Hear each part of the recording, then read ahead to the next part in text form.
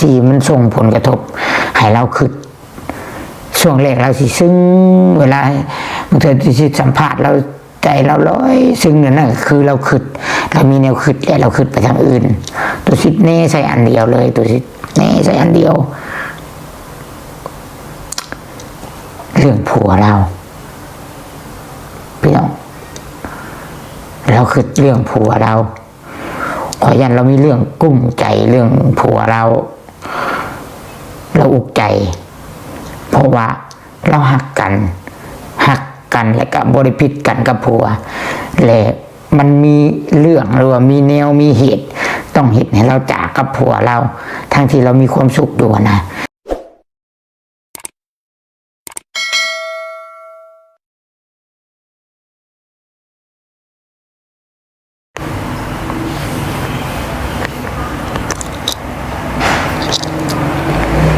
กับทักทายสบายดีแล้วก็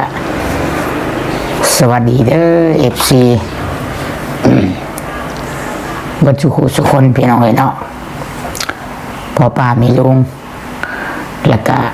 อีพ่ออีแม่อยู่ทางฝั่งไทยแล้วก็อยู่ทางต่างประเทศเด้อเนาะพอๆกันยามดึกมื้อนี้ ตอนนี้ก็เป็นเวลา8:30แล้วพี่น้องกลางคืนแหละมีแต่มื้ออื่นพวกเราได้จะเอาคลิปนี้ให้ทุกคนได้เบิ่งเนาะพี่น้องเนาะเฮ้ยทุกคนเลยเนาะไปหาน้องมะนาวมาเมื่อกี้นี่เอาอยู่เลยพี่น้องเลย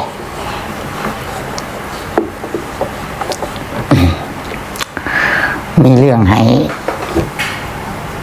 เป็นห่วงอีกแล้วทุกคนเลยเนาะมีเรื่องให้อุกใจอีกเลย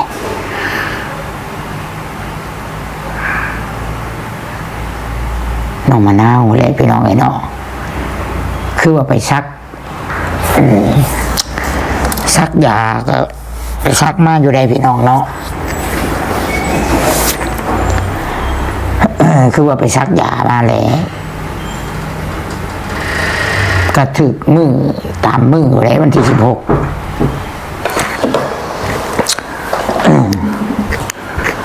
ลมพัดประตูไปซักยาเมื่อวันที่16นั้นพี่น้องเนาะหลังจากที่ซักก็คือว่าปกติอยู่พี่น้องเนาะเมื่อเช้านี้เฉพาะจังว่าแปลกแต่ว่า มันบ่แม่นว่าย่างนะพี่น้องเห็นบ่ในคลิปที่ตุสิทธิ์ถ่ายเมื่อเช้านี่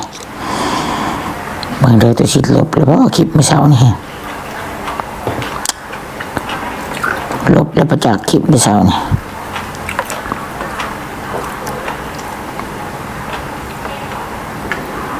บ่เห็นเลย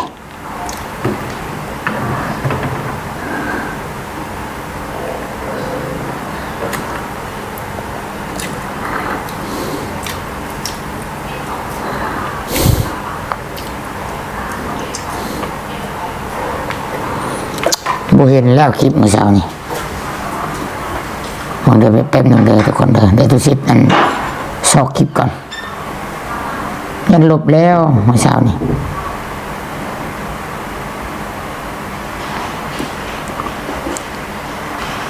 ทุกคนเบิ่งคลิปมื้อเช้านี่สังเกตบ่น้องมะนาวบ่ได้ว่าแบบกึ่งย่างกึ่งเล่นนะตุสิทธิ์จนตกใจได้ตุสิทธิ์จังควักเอาวับตุสิทธิ์ควักส่งยามเทื่อตอนตุสิทธิ์ถ่ายว่าเอาไปใส่ดิมะนาวเอ้ยว่ะจนกายเฮือนได้กายไปหน่อยนึงกายไปนะได้ตุสิทธิ์ดึงเอามาพี่ก่อนตุสิทธิ์ว่าถ่ายคลิปก่อนตุสิทธิ์ว่าหลังจากนั้นเพิ่นก็บอกว่าตุสิทธิ์นั่งลงแต่ว่าแบบมีความกังวลนะสิเมนเมียตุสิทธิ์ว่าสังเกตอยู่ว่าสายตากระตั้งอยู่เมียตุสิทธิ์ว่าแม่โมเน่ว่านะแล้วก็ลูกลี้ลูกล้นนะสิเมนแบบว่าย่านนั้นย่านเมย์เพิ่นมาทันพี่น้องไงเนาะสงสัยย่านเมย์มาทันแหละลูกลี้ลูกล้นแบบง่วงหนังง่วงหลังอยู่หรอกนั่งอ่านคลิปก็ได้ ตุชิดดึงไว้แต่เพิ่นก็ว่าสิไปหน้าบ่มีเพิ่นน่ะสิไปหน้าบ่มีสิไปไปถามเวียงให้เท่าเต๋อเพิ่นว่าคือสิแม่นอยากไปเลาะแบบเก่าแหละพี่น้องเพราะว่าแม่เราเว้าได้อันนี้บ่แม่นว่าแม่เราเว้ามื้อเช้านี่ของว่าบ่สบายเนาะคงว่าเป็นไข้พี่น้องเอ้ยคงว่าเป็นไข้เลย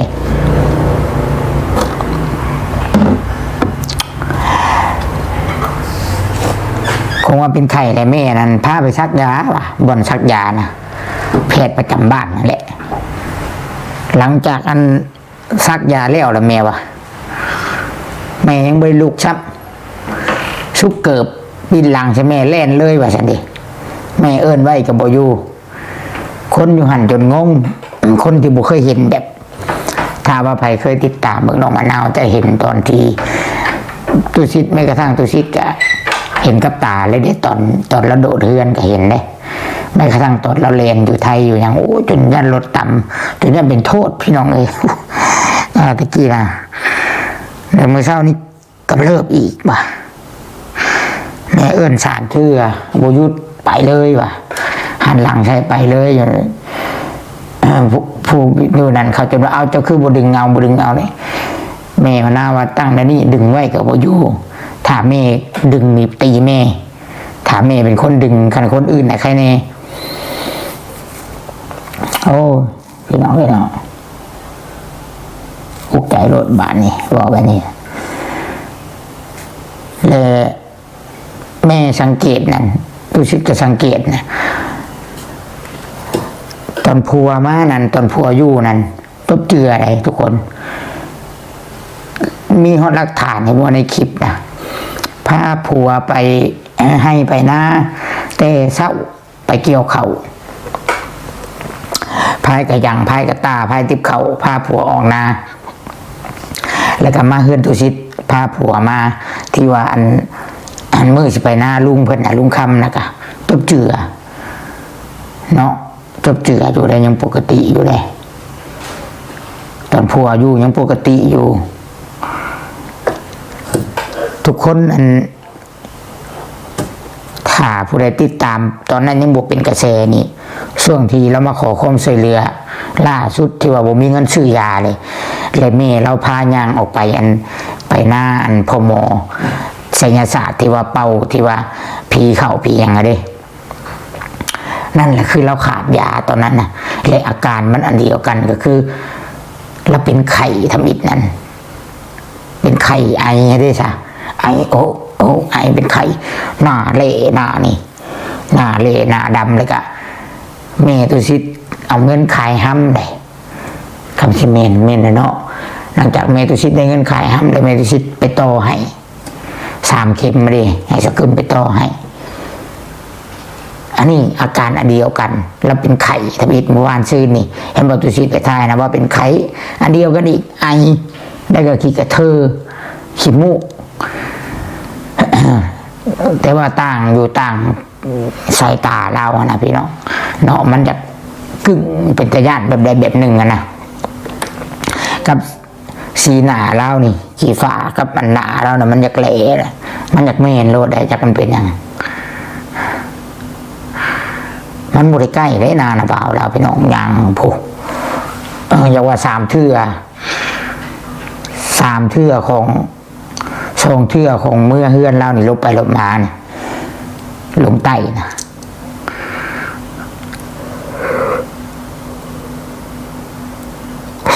ขออภัยเลยพี่น้องบ้านนี้นี่อุกใจแล้วบ้านนี้ไผอุกพี่น้องผัวแล้วบ้านนี้ผัวนี่อยากมาแล้วบ้านนี้หูข่าวแบบนี้นะโทรว่ากับตุชิดอยู่เห็นอะไรบ้านนี้ตุชิดก็เลยว่าเดี๋ยวตุชิดจิเบิงให้ก้อนกันบา เป็นอะไรจังว่ากันไหมวะเลยกะตุชิดต้องขอบใจFCส่วนลายที่เข้าใจในโลกที่น้องมะนาวเป็น ที่ว่าตุชิตเอาคลิปลงไปคอมเมนต์บ่แม่นในทางที่ลบเป็นในทางที่เข้าใจแล้วก็เป็นห่วงน้องมะนาวคือเราบ่ได้แกล้งได้พี่น้องว่าขอโทษเด้อเราบ่ได้แกล้งบ้าเราบ่ได้แกล้งเอาได้มันควบคุมบ่อยู่ได้ถ้าว่าพยาธิเรามันขึ้นนะตุชิตมานั่งคิดนี่ตุชิตคิดว่ามีเรื่องที่มันส่งผลกระทบให้เราคิดช่วงแรกเราสิซึ้งเวลาบางทีตุชิตสัมภาษณ์เราใจเราร้อยซึ้งนั่นคือเราคิดเรามีแนวคิดแล้วเราคิดไปทางอื่นตุชิตเน่ใส่อันเดียวเลยตุชิตเน่ใส่อันเดียวเรื่องผัวเราพี่น้องเราคิดเรื่องผัวเราขอยันเรามีเรื่องกุ้มใจเรื่องผัวเราอุกใจเพราะว่าเราหักกันและก็บริพิษกันกับผัวและมันมีเรื่องหรือว่ามีแนวมีเหตุต้องเหตุให้เราจากกับผัวเราทั้งที่เรามีความสุขอยู่นะและเขาจะโบเราเป็นพญาตินะภัยที่เป็นพญาติไม่นี่เขาจะบุกขึ้นได้ว่าอันต้องผัวไปทำงานมาอย่างยันมันไปส่งผลกระทบต่อระบบประสาทเรามันต่างกันได้ประสาทคนปกติกับประสาทผู้ที่เป็นพยาธิแบบนี้นะมันต่างกันถามมันว่ามันมีแนวกระทบเลยนั่นแหละคือมันจะกำเริบขึ้นต้องให้มีความสุขต้องให้อันโบเมนว่าเชิงว่าเอาใจหรือว่าตามใจตลอดต้องโบให้มันมีเรื่องไปกระทบเรานะคือว่าเห็นบอกคือยกตัวอย่างเห็นบอกตอนผัวเรายังดูหรือว่าเราเมื่อบ้านผัวเราถ้าเราอยู่กับคนที่เราอยู่แล้วเรามีความสุขกันนะเราสบายใจกันนะเห็นบอกมันขึ้นเลยเราบ่อยากอยู่รถไก่แม่เราบ่อยากอยู่รถไก่แม่เราค่ะมันขึ้นหอยกับโบหูว่าเป็นยังบางทีอาจตอนเราเป็นมันอาจสิยันเมแล้วหอยกับโบหูแต่ยังน้อยเนาะยันเมเพราะว่าแม่แต่ละคนพอแต่ละคนเลี้ยงลูกบ่คือกันเด้แต่ละคนบางทีอาจสิเกิดเรื่องอีกอย่างกับเราบ่แต่ยังน้อยเกี่ยวกับแม่เราหุ่นแหงบ่อันนี้ว่าสมมุติเด้อยันว่าแม่เราตีบ่พี่น้องแล้วเราเวลามันขึ้นแหละจิตสำนึกตัวนั้นมันพุ่งขึ้นมาขึ้นเนี่ยมันจังเหตุให้เราบ่อยากอยู่ใกล้กับแม่เราแล้วบัดนี้นี่ คือเราอยู่กับอันผัวแล้วนะคอยบอกเลยว่าปกติ100%คือคนปกติเลยพี่น้องเกี่ยวเขาเกี่ยวน้ำนี่เท่าผัวขึ้นเท่าน้องยาไหนจังยาแล้วก็เว้ากันเรื่องนั้นเรื่องนี้ไปเลยเนาะกับเด็กตุชิตก็สิบอกแล้วว่าบอกแม่แล้วนะบอกให้บอกให้เว้าอย่างที่ผลส่งผลกระทบนะบอกอยากให้อย่างเราเนาะคันว่าแล้วหลีกเวียกอะตอนผัวแล้วอยู่เด้สาพี่น้องแล้วก็เกี่ยวว่าช่ำบ่อนำเกี่ยวไว้กลัวมูอีกกลัวผัวกลัวมอเตอร์อีกมอเตอร์ได้บอกนี่นะเนาะเป็นห่วงอยู่เลยพี่น้องเป็นห่วงแบบบ้านนี่เนาะบัดนี้นี่แต่คอยบอกให้แม่เพิ่นสังเกตอาการแล้วแต่ว่าผัวเพิ่นเลยพี่น้องผัวเพิ่นนั่นแหละอยากมาเลยงูข้าวว่าเมียนี่ไปอีกแล้วเล่นอีกแล้วบ่อยู่อะไรอยากมาเลยเนาะจักสิว่าแนวใดแล้วตุชิตกับบ้านนี่พี่น้องFC บางท่านเพิ่นว่าต้องกินยาน้ำต้องกินยาน้ำได้ว่าตุชิตเอ้ยแต่ว่าหมอเพิ่นบอกมาแบบนี้ไหนพี่น้องหมอที่มุกเพิ่นว่าบ่กินก็ได้คือซักแล้วก็เลี้ยวมันตุชิตคิดว่ามันก็บ่เกี่ยวดอกตุชิตคิดว่ามันสมองเรามันมีเรื่องกระทบเรื่องผัวเรานี่แหละพี่น้องเรื่องนี้คือเรื่องหยังก็คือเรื่องที่ เราได้แง่กับผัวเราโดยที่หากอยู่น้ำกันยังเห็นบ่เขาว่านะผัวเราให้นะผัวเราแห่งประสบการณ์สำใดคือเขาหักกันนะผัวนะให้จนบ่อยากแง่แต่เป็นยังน้องมะนาวเราบ่มีน้ำตาพี่น้องย้อนยังย้อนเราทางนอกล่ะบึ้งคือว่าเราเข้มแข็งคอยว่าอยู่ แต่ในลึกๆในใจเราแล้วก็อันระบบสมองระบบประสาทเราพุ่นมันอ่อนแอเนาะถึงว่าเราสิบแสดงออกถึงว่าเราสิเข้มแข็งภายนอกแต่ทางในมันพุ่นของน้องมะนาวนะพี่น้องทางในเรานะถ้าว่ามันปุ๊บเปลี่ยนไปแล้วมันเราสิโบหูจักอย่างเราได้เราบ่ได้จื้ออย่างไรเนาะพี่น้องเลยส่งมาอยู่ผัวก็ได้เห็นอะไรวะสันเดโทรมาอยู่ได้พี่น้องเลยตะกี้บาปเนาะเราก็เป็นห่วงเมียเราเด้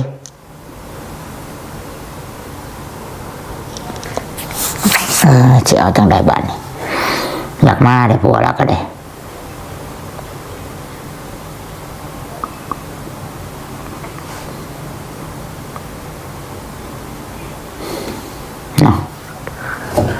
แต่ตุสิทธิ์ให้แม่เพิ่นติดตามแล้วเบิ่งอาการตุสิทธิ์ว่าแล้วบัดนี้ช้าอันนี้หลายๆคนบอกเนาะเรื่องทั้งพ่อข่อยก็ว่าพ่อกับแม่แล้วก็FCก็คอมเมนต์มาว่าถ้าเราน้องมะนาวนี่นะผู้ที่ป่วยหรือว่าเป็นโรคอันนี้อยู่นะถ้าเขาได้อยู่บอนที่เขาสบายใจอยู่บอนที่เขาบ่กดดันแล้วก็อยู่บอนที่เขามีความสุขแล้วก็อยู่กับคนที่เขาอยู่แล้วสบายใจนี่คือมันจะบ่ได้เป็นหยังเลยเด้คือมันบ่มีหยังเกิดขึ้นคือเขาบ่ได้เป็นหยังแบบเดียวเปรียบเทียบว่าคันเราได้อยู่กับผัวเรานะพี่น้องเราจะอาจชื่อบ่ได้จำเป็นฮอดใช้ยาซ้ำได้คอยเบิ่งอาการตอนที่ว่าผัวเรามานะพี่น้องเนาะอาจจะเป็นเรื่องนี้แหละเรื่องที่มันอยู่ซื่อๆแล้วก็เราอาจจะตั้งรักนำบ่ทันหรือว่าเราอาจบ่คิดว่าสิเป็นแบบนี้และเราอาจจะคิดอุกใจเนาะว่ายันผัวนี่บ่กลับมายันผัวนี่อาจจะอุกใจน้ำบาผัวนี่ทุกข์ยากยันมีคนเบาในใดในหนึ่งบอกหรือว่าในใดยันว่าผัวทุกข์ยากแหละสิบ่มีเงินมาแต่งมาขอมาจัดงานเนาะก็เลยแบกความกดดันจนยันขึ้นหลายขึ้นกลัวผัวอีกอะไรก็เลยมันก็เลยเหตุให้ระบบประสาทมันตึงขึ้นอีกอาจจะเป็นเรื่องนี้แหละพี่น้องเนาะคิดว่านะวันนี้ผัวเพิ่นหู้กันเราก็บ่ได้ให้เด้ผัวเพิ่นน่ะเป็นห่วงเด้นี่อยากมาเลยนี่นะอยากมาอยู่ละเมียเลยอยากมาเบิ่งเมียเลยบ่อยากให้เมียเฮ็ดเวียกได้ว่าหู้ว่าเมียนี่เมื่อยบ่สบายเป็นไข้อยากมาเลยอยากมาเกี่ยวเข่าบ่อยากอยู่แล้วว่ะอย่ามันแล้วบ่มีเงินกับสิมาได้ว่ะเป็นห่วงแห้งได้ว่ะเนาะคุยกันน้ำหลังไหมนะจนผัวมันจนหายผู้แหน่พี่น้องเลยเนาะเพราะว่าอยากเบรกไว้ก่อนมาฉันเดนั่นใดกันอยากมาค่อยก็เลยว่าเบิ่งก่อนเบิ่งก่อนเนาะฟังเบิ่งก่อนทำว่ามันถ้าว่าอาการเรามันบ่ดีขึ้นจังใช่เรามาพี่น้องเลยผัวนะเนาะจากบ่หามบ่จากความหามเลยตุชิดกาขอโทษด้วยพี่น้องสิว่าเพิ่นบ่ตั้งมุกตั้งใจเฮ็ดเวียกเฮ็ดงานว่าเพิ่นจนเพิ่นยังว่าเพิ่นนั่นกับตุชิดต้องขอโทษไอ้ลีตุชิดจะบ่หามเด้อบ่หามผัวเมียเขาต้องขอโทษน้ำไอ้ลีสิว่านั่นได้ก็ว่าตุชิดก็จะบ่ก้าวกายตัวนี้จะบ่หามเนาะเพิ่นอยากมาหาลูกหาเมียเพิ่นอยากมาหากันก็สุดแล้วแต่เด้ออันนี้เด้อเพราะว่าเบิ่งอาการน้องมะนาวก็บ่ค่อยดีปานใดบ่ค่อยสู้ดีเห็นเมื่อเช้านี้นะพี่น้อง เห็นบ่ตุชิตจังบ่ได้ไปหน้านะบ่สิซะตุชิตจังบ่ได้ไปหาเราอยู่หน้านะตุชิตเบิ่งอาการเรามันแปลกเดี๋ยวมันจะมันเป็นหยังพี่น้องเอ้ยเนาะ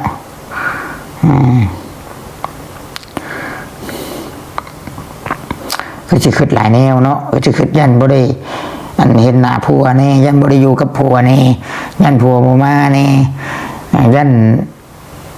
ผัวที่ว่าทุกข์ยากก็เรียกว่ายันผัวนี้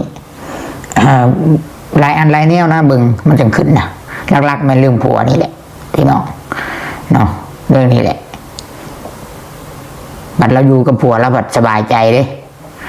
มีความสุขเลยแบบคล้ายๆแบบสิบขึ้นอย่างมันสิบมีเรื่องให้เราขึ้นเลยแบบว่าอาจจะผัวเราอยู่น้ำอาจจะมีคนเบาคนปาก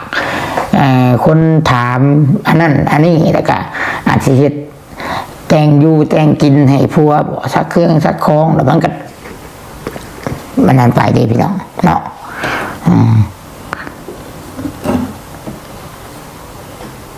มีแต่สิคอห้ามผัวแล้วก่อนพี่น้องเนาะลองเบิ่งก่อนแต่ว่าห้ามก็เท่าที่จะห้ามได้เด้อพี่น้องเด้อถ้าว่าห้ามบ่ได้ก็ถ้าจำเป็นและพี่น้องเนาะจำเป็นต้องหาละมาหาเมียหาลูกแล้วเนาะหาเมียรับพี่น้องไอ้วันจ้ะเลยตุชิตอยากผากบอกว่าถ้าผู้ใดหู้หรือว่าผู้ใดเป็นแพทย์เป็นหมอหรือว่าผู้ใดเคยสัมผัสกับคนป่วยแบบนี้นะทุกคนจะเข้าใจว่าเราบริเหตุเอาพี่น้องเราบริเหตุเอาน้องมะนาวนี่ตุชิตไปอ่านคอมเมนต์มีคอมเมนต์หนึ่งพี่น้องว่าสร้างเรื่องอีกแล้วFC ว่าสร้างเรื่องแต่ว่าตู้ชิดบอกเข้าใจความหมายว่าสร้างเรื่องนี้แบบว่าคือความหมายแบบว่าสร้างเรื่องแบบเราเล่นนะโบเนาะเราแบบว่าพญาเราขึ้นนะโบหรือว่าคิดว่าเราเก่งบ้าเราเห็ดเอาแต่ว่าบริหมายความหมายอย่างเดิมตู้ชิดกตีความหมายโบก็จะตีอะไรเพราะว่าเป็นเขียนว่าสร้างเรื่องอีกแล้วนะแต่คิดว่าเราบ่ได้อยากให้มันเป็นแบบนี้ดอกพี่น้องเลยเนาะเพราะว่าเราควบคุมสติตัวเองบ่ได้เวลามันขึ้นเนาะมันเขาเป็นโรคประสาทเนาะระบบประสาทคือมะนาวนะพี่น้องเอ้ย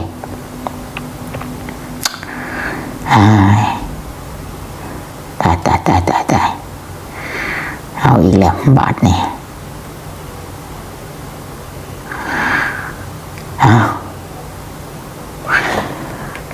มีแต่ว่ามืออื่นแล้วตุชิตสิไปจอบเบิ่งเพิ่นแต่เศร้าพี่น้องเลยเนาะเพราะว่าใครแน่เอื้อยกลับมาเลยดิเอื้อยไปเมื่อเพิ่นไปเที่ยวสวรรค์เพิ่นกลับมาแล้วพอได้เพิ่นโมนี่ถ่าตอนเช้ายากเวียกคือว่าโมนี่แม่โมนี่มันไปเฮ็ดกินต้องไปเฮ็ดกินให้พนักงานตุชิตก็ซื้อข้าวแม่แน่คันคือบ่อยู่พอพออยู่กับตุชิตได้อุ้มลูกแม่ผัดโบเพ่ลานแล้วแม่นะยาน้ำโบเพ่ลานแล้วอุ้มข้าเดียวกับว่างป้าเลยเมื่อนั้นแกเฮ็ดลานเจ็บโบเพ่ลานเอาลานบุกอุ้มแต่พ่อนี่แหละพี่น้องคันว่าป้าอยู่แค่เน่ป้าอุ้มหรือว่าปู่อุ้มพันปู่อยู่นะคันพ่ออยู่นะพี่น้องเอ้ยเนาะเมื่ออื่นเด้อจะไปเจาะเบิ่งแต่เช้าอาการเป็นจังไดเนาะถ้าเป็นไข่เลยย้ำใดย้ำนั่นจะเป็นแบบนี้โลดเนาะอาการจะกำเริบโลดพี่น้องโอเคทุกคนไอ้เนาะจังใดก็เป็นกำลังใจให้ในเด้อพี่น้องเด้อเบิดแนวหนึ่งแล้วแนวหนึ่งเนาะเบิดว่าทุกยากย่านบ่มีเงินจัดงานดองแต่งงานผูกคอต่อแขนมาเป็นแบบนี้อีกบาทนี่จังใดก็ฝากทุกคนเป็นกำลังใจให้มะนาวในเด้อพี่น้องเอ้ยจังใดก็ภาวนาอยากให้ผัวเราได้มาอยู่น้ำกันมันจะมีคนเบิ่งเล่าพี่น้องเอ้ยเนาะสุดท้ายนี่ก็ขอบใจ FC ทุกคนทุกท่านที่คอยเบิ่งคอยชมเป็นกำลังใจให้พี่น้องไอ้เนาะสุดท้ายนี้ก็ขอให้ทุกคนรับฝันดีเด้อในมือนี้พี่น้องรับฝันดีอยู่ดีมีแห่งบัจจุคุทุกคนพี่น้องสุดท้ายนี้ตุสิทธิ์ก็สิได้ขอกล่าวคำว่าสบายดีพี่น้อง